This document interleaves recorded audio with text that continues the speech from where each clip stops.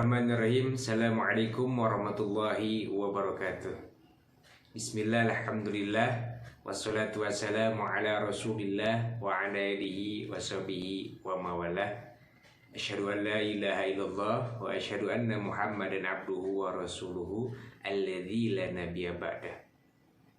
Alhamdulillahirabbil alamin wa la aqibatu lil muttaqin wa la udwana illa 'alal zalimin. Alhamdulillah, puji dan syukur marilah kita panjatkan kehadirat Allah Subhanahu wa taala yang mana telah memberikan kenikmatan kepada kita semua, nikmat yang begitu besar, yaitu nikmat iman dan nikmat Islam, nikmat sehat, nikmat kita bisa menghirup udara segar, nikmat kita bisa mengikuti pembelajaran ini secara daring walaupun secara daring. Itu adalah sebuah kenikmatan dari Allah Subhanahu wa taala yang patut kita syukur. Tidak lupa sholawat beserta salam mudah-mudahan tetap tercurah limpahkan kepada junjungan alam Habibana wa Nabiyana Muhammad Sallallahu Alaihi Wasallam, kepada para keluarganya, para sahabatnya, para tabi'inya, dan kita selaku umatnya. Mudah-mudahan kita mendapatkan syafaat darinya. Amin ya Allah ya Rabbal Alamin. Anak-anakku sekalian yang Bapak cintai, pada kesempatan kali ini kita akan belajar mengenai mengkonsumsi makanan dan minuman halal dan bergizi. Nah, tentunya kalian sebelum masuk ke video ini, kalian silakan absen terlebih dahulu di masing-masing grupnya. Ya, mulai dari kelas 8A, kelas 8B, dan seterusnya. Oke ya. Baik. Langsung saja kita akan lihat di materi ya. Pada pertemuan kali ini, di sini kita akan membahas mengenai tadi Bapak sebutkan mengenai mengkonsumsi makanan dan minuman halal yang halal dan bergizi. Nah, selama ini mungkin kalian juga sudah mengkonsumsinya ya. Nah, siapa yang di sini yang suka makan nasi goreng buatan ibunya? Nah, wah itu lezat sekali ya. Siapa di sini yang suka makan bakso? Nah, itu juga sama, kayaknya lebih lezat sekali, apalagi udah makan bakso ditambah lagi es jeruk atau es campur. Nah, di sini Bapak akan membahas mengenai seperti apa sih makanan dan minuman yang baik untuk dikonsumsi oleh kita sebagai umat muslim.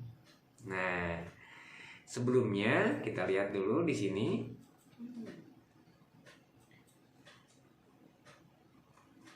Nah, mengapa sih kita ada pertanyaan nih? Mengapa kita harus makan makanan yang halal dan bergizi? Nah, ada yang tahu?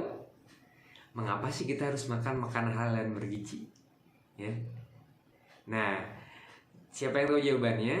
Oke. Jawaban yang pertama, kenapa kita harus makan makanan yang halal? Pertama, agama Islam mensyaratkan bahwasannya ada makanan tertentu yang halal, ada makanan juga yang haram. Dan Allah menyuruh kita untuk memakan makanan yang halal. Nah, itu termaktub dalam Al-Qur'an yang nanti akan kita bahas, ya. Kenapa kita tidak boleh memakan makanan yang haram? Nah, karena setiap perintah Allah Subhanahu wa taala itu terkandung hal yang baik. Nah, terkandung hal yang baik. Jadi ketika kita disuruh meninggalkannya, berarti itu adalah hal yang tidak baik untuk kita. Tapi ketika kita disuruh melakukannya, berarti itu adalah hal yang baik buat kita. Maka Allah dalam Al-Qur'an surat An-Nahl ayat 114, nah ini Allah menyuruh kita ya untuk memakan makanan yang halal dan baik, halalan thayyiban. Nah, di sini anak-anakku sekalian bisa lihat, kita akan membacanya bersama-sama ya.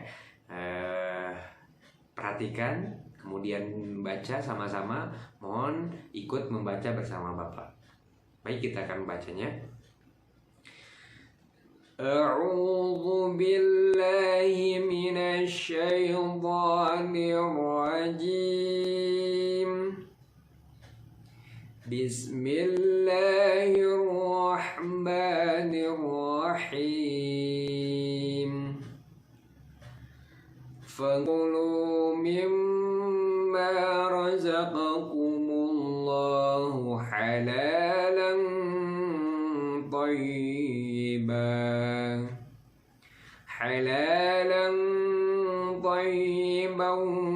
washkuru ni'matallahi in kuntum واشكروا نعمة الله إن كنتم إياه تعبدون.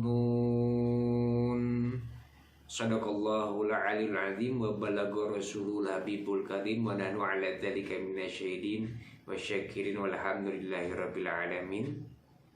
Artinya, maka makanlah yang halal lagi baik dari rezeki yang telah diberikan Allah kepadamu, dan syukurilah nikmat Allah jika kamu hanya menyembah kepadanya. Nah, di dalam surat An-Nahl ayat 114 ini Allah menyuruh kita untuk memakan makanan yang halal dan baik, atau dalam bahasa Arabnya halalan thayyiban. Nah, seperti apa makanan halalan yang thayyiban itu? Nah, bagi orang muslim, syarat makanan yang boleh dimakan harus memenuhi dua syarat tersebut. Jadi, kalau di sini anak-anakku sekalian yang beragama Islam, alhamdulillah mungkin yang mengikuti ini semuanya beragama Islam. Bagi yang beragama Islam, syarat untuk makanan itu ada dua, ya. Yang pertama adalah ya makanan yang halalan, yang kedua adalah thayyiban, jadi halal dan baik. Nah, halal itu artinya adalah dibolehkan berdasarkan ketentuan syariat Islam. Jadi yang halal itu sesuatu yang dibolehkan menurut ketentuan syariat Islam. Kalau thayyib itu adalah artinya baik, mengandung gizi, nilai gizi dan menyehatkan. Nah, jadi Islam ini sangat sempurna sekali. Jadi kita diperbolehkan untuk memakan makanan yang pertama yang halal dan yang baik-baik saja. Allah tidak menyuruh kita untuk memakan makanan yang tidak baik, ya. Nah, begitu sempurnanya agama kita ini. Baik. Nah, lalu apa sih kriteria makanan dan minuman yang halal? Nah, ternyata kriteria makanan dan minuman yang halal, yang pertama, syaratnya kita lihat dulu. Halal dan thayyib itu kita lihat dari segi wujud atau zatnya. Nah, pertama yang harus kita lihat adalah segi dari wujud dan zatnya. Pertama, tidak memabukkan. Nah, jadi dari zatnya itu tidak mengandung sesuatu zat yang memabukkan. Contoh misalkan minuman keras itu tidak boleh. Kenapa? Itu diharamkan oleh Allah Subhanahu wa taala karena banyak sekali membawa madarat. Karena memabukkan, membuat kita hilang akal. Nah, sebagian ulama menyebutkan bahwasannya ketika seorang mabuk maka akan hilang iman dari dirinya. Artinya ada sebagian ulama mengatakan bahwasannya ketika seseorang itu mabuk maka imannya itu ada di atas kepalanya di sini, jadi tidak masuk ke dalam tubuhnya. Nah, jadi ketika dia lagi mabuk dan dia meninggal, itu dikhawatirkan meninggalnya dalam keadaan su'ul khatim, artinya tidak membawa iman sama sekali. Nauzubillah summa nauzubillah min dzalik. Untuk anak-anakku sekalian, mudah-mudahan dijauhkan dari suka terhadap minuman keras atau minuman yang haram ini. Dari sekarang dijauhi, ya, seperti itu. Termasuk turunannya minuman keras, kemudian narkoba, ya, sabu-sabu dan sebagainya, itu salah satu makanan atau minuman yang diharamkan oleh Allah Subhanahu wa taala, oleh Islam. Yang pertama tidak memabukkan. Berarti yang pertama tidak memabukkan. Yang kedua, dari segi wujudnya, zatnya, tidak mendatangkan madarat. Nah, tidak mendatangkan madarat. Nah, contoh misalkan memang tidak memabukkan nih, tapi mendatangkan madarat. Contoh misalkan tahu nggak ini apa nih, ada gambar di sini ada air aki ya. Air aki kan tidak, sebenarnya kalau diminum, nggak tahu yang pernah minum, memang air aki tidak mengandung alkohol, tapi kalau diminum itu justru akan membuat mudarat bagi tubuh kita ya. Mungkin lebih ininya air sabun lah, mungkin yang pernah kalian lihat, mungkin air sabun kan yang bisa kalian biasa tiup-tiup itu. Nah itu kan bagus ya, kelihatan warna-warni gitu. Tapi kalau kalian minum coba, itu mungkin akan membawa mudarat bagi perut kalian. Nah itu tidak boleh. Nah berarti tidak halal kalau yang seperti itu, tidak halal untuk diminum. Kenapa? Karena mendatangkan mudarat buat tubuh kalian. Nah kemudian tidak najis. Nah maksudnya tidak najis. Nah contoh misalkan yang tidak najis, air kencing. Nah air kencing ini tidak boleh diminum. Kenapa? Karena itu najis. Nah, dan najis itu haram untuk kita minum atau kita makan. Ada lagi misalkan air kopi. Air kopi kan bisa diminum, Pak. Oh, ini air kopi yang sudah dipakai berenang oleh cicak misalkan, atau kita tahu ada cicak di situ, berak di situ di dalam di dalam kopi kita. Udah kita buang saja berarti. Karena apa? Karena sudah najis kopinya. Nah, berarti kalau sudah najis tidak boleh diminum lagi. Ya, jadi bisa saja minuman halal tapi kena najis, berarti menjadi najis dan itu tidak boleh untuk diminum ya. Atau minuman atau misalkan air yang memang udah jelas-jelas najis ya, seperti air kencing itu memang sudah jelas-jelas najis. Nah itulah, jadi ada 3 ya. Jadi yang pertama, untuk yang halalan thayyiban dari segi wujudnya, kita harus cek dulu dari segi wujudnya. Syaratnya itu adalah tidak memabukkan, kemudian mendatangkan mudarat, tidak mendatangkan mudarat, dan kemudian tidak najis ya. Itu yang pertama. Kemudian untuk selanjutnya, kriteria makanan dan minuman yang halal dan thayyiban atau halal dan baik itu dari segi cara mendapatkannya. Nah, cara mendapatkannya bisa kita dengan cara membeli atau meminta ya, kalau ke teman atau ini minta, nah itu, atau misalkan diberi. Nah itu halal untuk kita. Misalkan teman punya roti, misalkan minta dong sepotong, saya lapar nih, bisa minta sepotong. Nah misalkan dikasih sama teman, nah roti itu halal buat kalian. Nah berbeda kalau misalkan rotinya, misalkan teman beli roti misalkan 2, kemudian dia simpan di atas meja 1, kemudian dia makan 1, ketika dia sedikit lengah, kalian ambil rotinya, kemudian kalian makan. Nah roti yang kalian makan itu tidak halal atau haram, walaupun secara jenisnya, secara zatnya roti itu halal, tapi cara mendapatkannya tidak halal. Kenapa? Karena mendapatkan tanpa seizin teman. Atau banyak kegiatan mungkin di masyarakat seperti pencurian air ya, mengambil air di rumah tanpa izin, mengambil air dari rumah tetangga tapi tanpa minta izin, atau mencuri air yang dari PDAM ya, itu tidak boleh ya. Mencuri air, mencuri listrik itu juga tidak boleh. Kenapa? Karena kalau ketika kalian mencuri air, setiap tegukan air yang kalian minum itu adalah menjadi barang yang haram. Dan ketika kalian mencuri listrik juga sama, semua yang kalian lakukan dengan listrik itu menjadi haram ya.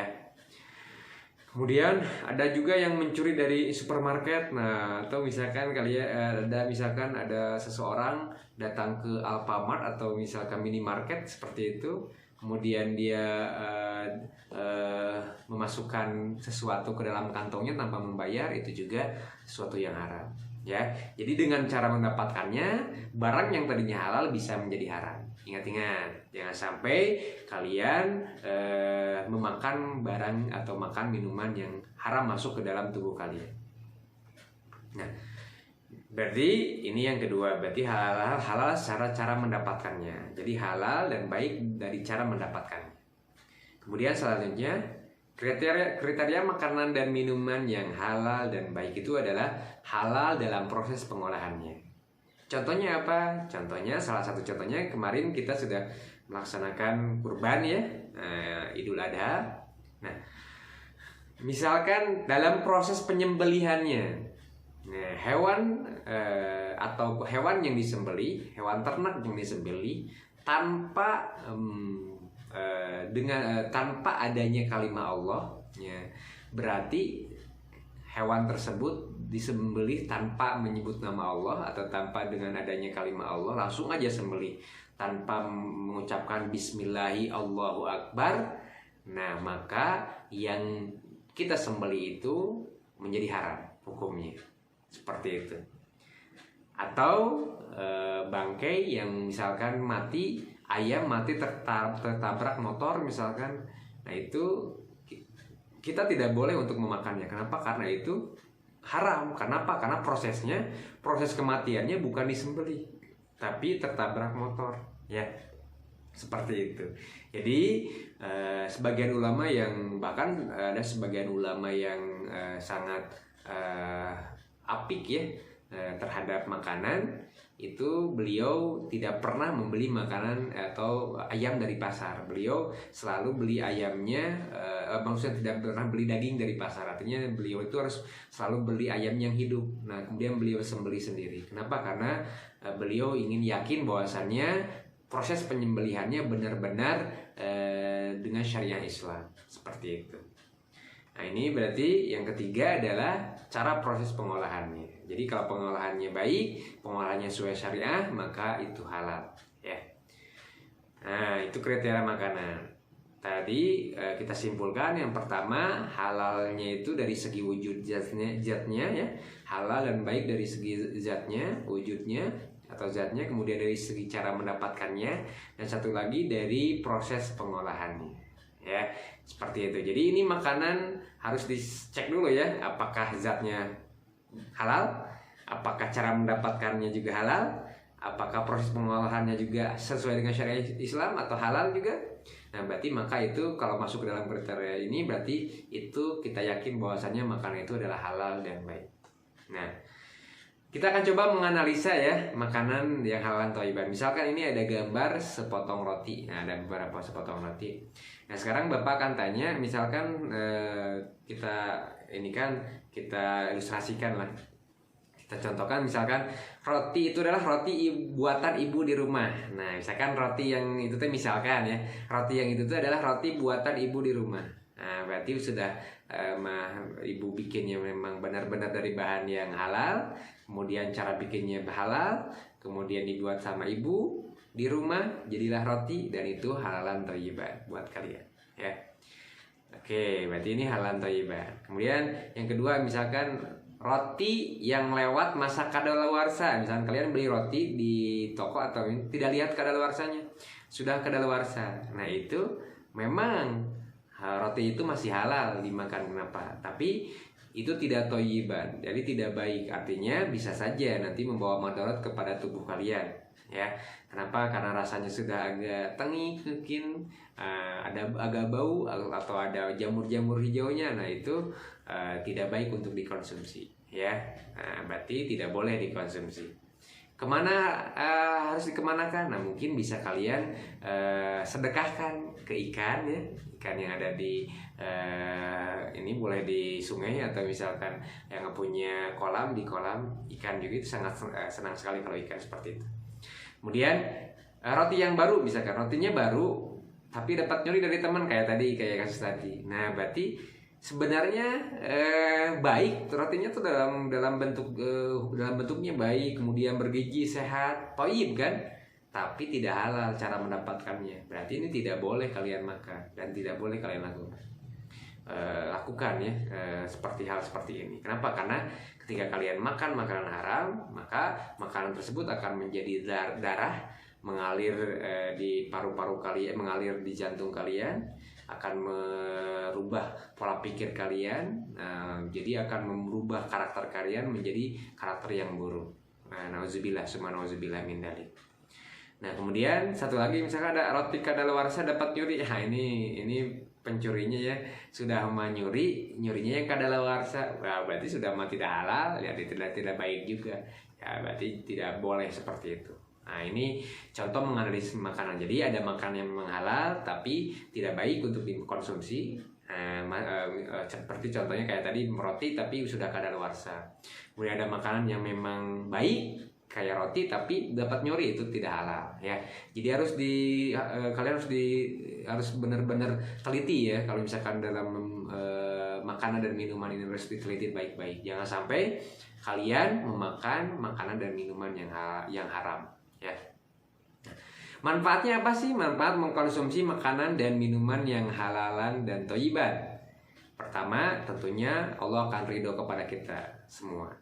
Nah, ketika Allah ridho, apapun yang kita inginkan pasti Allah akan kabulkan.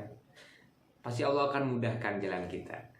Nah, yang kedua adalah memiliki akhlakul karimah. Nah, jadi buah dari kita memakan makanan yang halal, maka hati kita akan menjadi lembut, kemudian mudah dalam menerima nasihat, kemudian kita mudah melaksanakan ibadah, semangat untuk beribadah. Nah, kenapa? Karena itu yang memicunya adalah makanan dari makanan juga, makanan halal. Kenapa?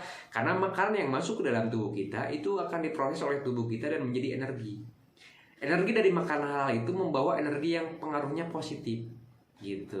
Kebalikannya, kalau energi dari makanan haram itu akan membawa pengaruh ke hal yang negatif, seperti itu. Nah, kemudian terjaga kesehatannya jelas ya, sudah halal, bergizi juga, ya halalan thayyiban ya, sudah halal dan bergizi ya. Nah, jadi itu adalah manfaatnya ya. Pertama berarti mendapat ridho Allah Subhanahu wa taala, memiliki akhlakul karimah, kemudian terjaga kesehatannya ya. Apalagi sekarang lagi pandemi, harus makan makanan yang sehat dan bergizi, halal, sehat dan bergizi ya. Nah, sekarang akibat mengkonsumsi makanan dan minuman yang haram. Nah, seperti apa sih akibat dari kita mengkonsumsi makanan dan minuman yang haram? Yang pertama, amal ibadahnya tidak akan diterima dan doanya tidak akan dikabulkan oleh Allah Subhanahu wa taala. Allah tidak akan mengabulkan doa orang yang senantiasa memakan makanan yang haram. Apapun itu, misalkan makanan, walaupun misalkan makanannya dalam bentuknya misalkan halal kayak roti kayak gitu, tapi cara mendapatkannya salah.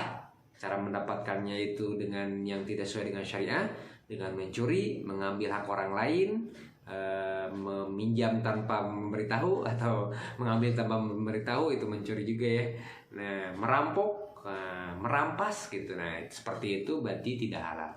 Maka doanya tidak akan terima oleh Allah Subhanahu wa taala. Kemudian akan merusak jiwanya. Seperti yang Bapak katakan, setiap makanan yang masuk ke dalam tubuh kita itu akan menjadi energi, dan energi itu akan mempengaruhi pikiran kita, hati kita. Kalau energinya itu dari makanan halal, itu akan keluarnya menjadi sebuah energi yang positif. Sedangkan kalau dari makanan haram, itu akan menjadi energi yang negatif. Ya. Kemudian jelas-jelas akan mengganggu kesehatan tubuh, apalagi kayak seperti minuman keras, narkoba, itu akan sangat mengganggu ke dalam kesehatan tubuh. Jadi dengan orang yang sering minum minuman keras itu kinerja otaknya akan menurun jauh sekali. Jadi kesehatan juga akan menurun, semua organ tubuhnya akan habis dimakan oleh minuman keras tersebut. Ya, kalian harus sayangi tubuh kalian. Ya. Kemudian menghalangi dalam mengingat Allah. Nah, jadi dengan makan haram akan menghalangi kita dalam mengingat kepada Allah Subhanahu wa taala. Nah, jadi kita akan mulai saat ini kita harus berhati-hati, dicek dulu apakah makanan halal atau haram. Jangan sampai kalian memasukkan makanan haram ke dalam tubuh kalian. Seperti itu. Baik, itu mungkin dari penjelasan Bapak mengenai makanan haram, halal dan haram ya. Jelas kita sebagai umat muslim, orang Islam harus memilih makanan yang halal dan thayyib atau halal dan bergizi. Untuk tugasnya nanti semuanya anak-anakku sekalian coba mencari 10 contoh makanan halal dan 10 contoh makanan haram yang ada di sekitarmu ya. Nanti tolong untuk tugasnya tinggal diisi aja di kolom yang disediakan nanti di webnya, di aplikasinya ada, nanti tinggal klik saja untuk memasukkan tugasnya. Kalian tinggal tulis saja. Jadi tugasnya tidak terlalu berat ya, hanya mencari 10 contoh makanan halal dan 10 contoh makanan haram yang ada di sekitarmu. Ya mungkin yang pernah kalian makan atau yang mungkin yang pernah kalian ketemu. Silakan kalian coba cari ya 10 contoh makanan halal dan 10 contoh makanan haram. Baik, Kalau selain itu, nah ini ya. Oh ya, selain kalian mengisi juga di sana ya, selain mengisi di form Google Formnya, kalian juga harus mengisi juga, ditulis di buku tulis juga. Nah, ini jadi selain ke Google Formnya, juga ditulis di buku tulisnya. Nanti buku tulisnya Bapak akan minta dipotokan dan dikirim di via WA Group. Jadi 2 ya. Jadi nanti mengisi Google Formnya, kalau yang tidak bisa berarti hanya dipotok aja nggak masalah. Jadi ada 2, artinya nanti tugasnya 1, cuman nanti kirimnya dalam 2 cara. Yang pertama lewat Google Form, yang kedua ditulis di buku ya biar tidak lupa, kemudian dikirimkan. Ya, jangan lupa materi yang Bapak ini diulang-ulang lagi videonya, kemudian kalian catat. Kenapa? Karena kalian belum mendapatkan buku paket ya. Kemudian juga kalian juga belum mendapatkan, tidak akan tahun ini tidak ada LKS. Jadi nanti untuk menghafal atau untuk ujian itu semata-mata nanti kalian menghafal dari buku catatan kalian ya. Baik, itu saja mungkin yang dapat Bapak sampaikan. Sekali lagi Bapak simpulkan, mudah-mudahan kita semua dijauhkan dari makanan-makanan yang haram, dan mudah-mudahan kita semua senantiasa mendapatkan makanan-makanan yang halal lagi baik. Terima kasih, kita tutup dengan doa akhir majelis bersama-sama. Bismillahirrahmanirrahim. Subhanakallahumma bihamdika asyhadu an la ilaha illa anta astaghfiruka wa atubu ilaik. Terima kasih. Assalamualaikum warahmatullahi wabarakatuh.